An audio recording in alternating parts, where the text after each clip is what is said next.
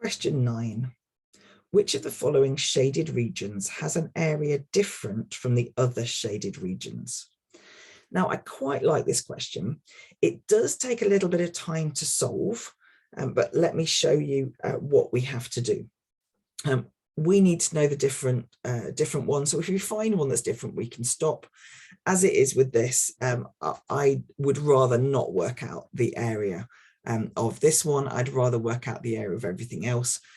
Because this base multiplied by height is all going to be roots and things. But if you want to go ahead and work this one out, you are welcome to. So what I'm going to show is A to start with. So we have a length of 2 along here. We have a length of 3 along here. So we do have 2 perpendicular lengths. And therefore, because it's a triangle, an area equals half multiplied by base multiplied by height. And therefore, we have half multiplied by 2 multiplied by 3. Okay, so the area of A is 3.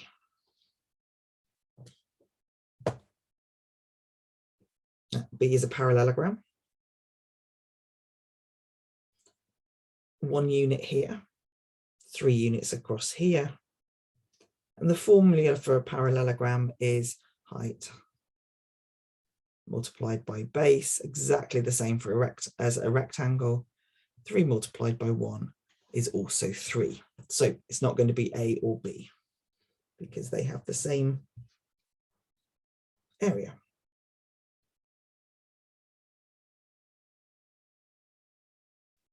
So here, oh, I've not drawn it very well. This is actually a perpendicular height, but what we need to do is we need to work out. So this length here is 3, and this height here is 2 squares. So we've got the area equals, it's a triangle, so half base times height, which equals 3. So C is not the answer. As I said, I don't like the look of D, so I'm just going to find out by elimination whether E is. And E is very straightforward. 3, 1, the area is going to be 3 multiplied by 1, which is 3.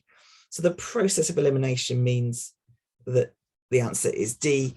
As I said, you can work out this area of this, but you need to use square roots, you need to use Pythagoras, and it's just not necessary.